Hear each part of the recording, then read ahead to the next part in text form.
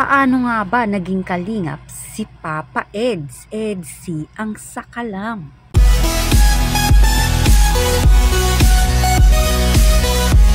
Dito nga malalaman natin kung paano nagsimula si Papa Edu na maging kalingap.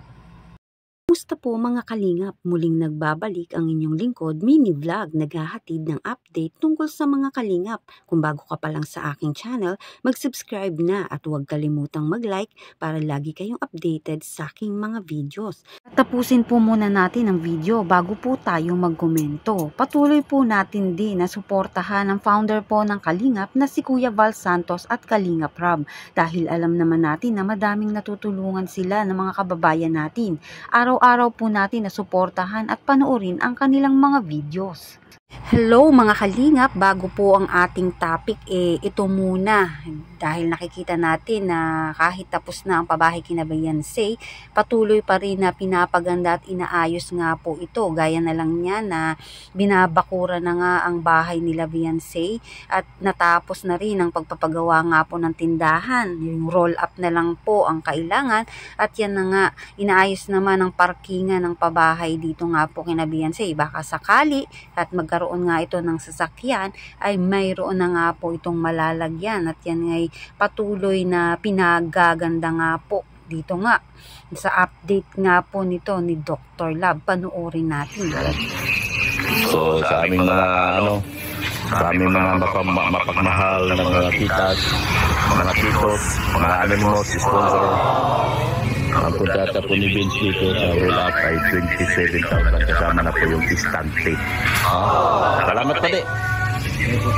At yan nga mga kalingap, ganun na lang din ang pasasalamat ng magulang ni Beyonce dahil nga sa ginagawa mga pagtulong, suporta sa kanila nga po na upang patuloy na mapaganda, maayos, mabigyan ng komportableng tahanan ito nga pong pamilya nila Beyonce. Inaayos na rin sa likuran nga po ang patubig dahil alam naman natin walang tubig sila Beyonce na maayos. Ngayon nga ay dinagdagan at nagkaroon nga po ng balon doon na hinuhukay upang magkaroon sila ng tubig na tuloy-tuloy at yan din po yung roll up ng tindahan para maikabit ay talagang sponsored din po yan. Ganon din ang stante na magiging stante ng tindahan, sponsored din po yan ng anonymous sponsor nga daw, sabi ni Dr. Love. Kaya naman ganun na lang din ang pasasalamat ng mga ito dahil nga walang sawang tumutulong sa kanila ang mga sponsor nga po nito ni Beyonce. Ganon din ang mga kapatid nga din na ito na ay nababahaginan. Kaya na lang na may dala nga rin si Dr. Love na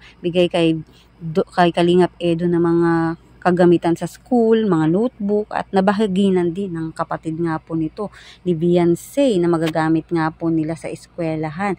At yan nga may dumating din para kay Beyonce na magagamit din yung mga notebook sa kanya nga pong pag-aaral. Kaya naman talagang pasasalamat ang ibinibigay na lang ng mga magulang nito nila Beyonce dahil nga sa dami at patuloy na tumutulong nga po sa kanila dahil lalong gumaganda itong ang bahay. Hindi yan natatapos doon lang at lalo pa nga pong pinalalaki at pinaghaganda. Baka nga sa susunod, gaya ng sinabi ni Dr. Love, magkaroon ito ng sasakyan naman dahil may parkingan na nga po mga kalingap. Dito naman tayo, dumako naman tayo sa pinaka-topic natin, Kalingap Edu. Paano nga ba naging isang kalingap?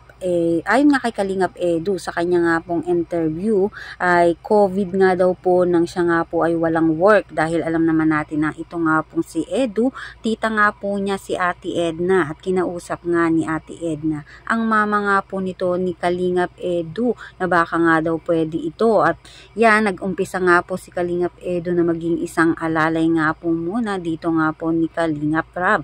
At yan, na-improve nga po itong si Kalingap Edu at nagkaroon din siya ng charity. At nag-umpisa rin siya na magkaroon nga po ng mga beneficiary at para nga kay Edu, malaki ang naging tulong kay Edu dahil nga sa konting oras nga daw na ginugugol ay maraming benefits ang maibabalik sa'yo. Ang tulong nga ng ganitong trabaho ay marami ding natutulungang tao. tao. At syempre, nang magkaroon nga din ng love team, ito nga pong si Kalingap Edu, mas lalong nakilala itong si Papa Eds at nag-boom nga po ang karir nga sa pagbablog dahil din alam natin na pumatok ang love team ni Viancy at ni Edu, at yan nga po ang EDC. Kaya naman talagang pumapayagpag ang dalawang ito, lalo na si Edu, at nakatulong ang pagkakaroon din niya ng love team dahil lalo nga po siyang nakilala at lalong tumaas ang kanya nga pong mga subscriber at mas marami nga siyang natutulungan sa ngayon dahil nga syempre mas malaki rin ang kanyang kikitain dahil nga mas kilala na sila ngayon. Kaya naman napakaswerte din talaga ni Papa Eds dahil nga sa pagiging miyembro rin niya ng K-Boys. Talaga nga pong nahasa ito nga pong si Kalingap Edu sa sipag at tiyaga din nito na maging vlogger, maging charity vlogger at magkaroon ng mga beneficiary gaya nga po ng kay Kalingap Rab at kay Kuya Val ay talagang tumakbo ng maayos ang kanilang pong karir. Kaya naman hanggang ngayon, dahil din sa love team ng EDC, kaya ay talagang tinatangkilik pa rin ng mga manunood, ng mga sponsor, ng mga supporters. Ito nga pong si Edu, lalo na ang kanilang tambalan ng EDC. Tara panoorin natin ang video. Dito nga po, video nga po ni Coach Roy, ni Coach Freddy Roy. Panoorin po natin ang video. Basta mo sa akin yan. Basta mo kayo napapabasa din yan. Kasama natin ulit ngayon si Papa Eds. Ayan, katatapos lang ng Eds yan. Papa Eds, may kunting tanong lang ako. Paano ka naging kalingap? Maging kalingap, mga stories yan. Wala kasi, dati wala akong COVID pa yun. Tapos, kailangan ni yan, yung problem ng editor na noon na, si Tita na, tita ko, saka malapit naman siya sa, wala ako nung trabaho, kasi po yan. Ang ginawa ni Tita, tinanong si Mama kung pwede ako sa ang nalapit kung pwede ako. So, ayun, yung sinubukan ko na lang din. At yun nga, editor ako na tapos hanggang sa napalita, lagi na lang kaalala ito kasi meron kami kanina program. Ayun pala yung story. Ngayon, isa ka ng charity vlogger din. So anong yung pakiramdam mo pag itong nakakatulong ka sa kapwa mo?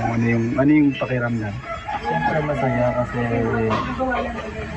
yung mga tao na tinutulungan yung iba nababago ang buhay, malaking opportunity para sa kanila ng ganito matulungan ng kalingap yun. Bibihira yung ganitong klase programa. Walang kapalit halos. Kunting oras lang tapos maraming benefits. Kaya napakagabi talaga.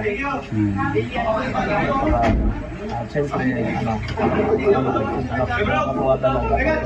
Nababago ka yung buhay namin.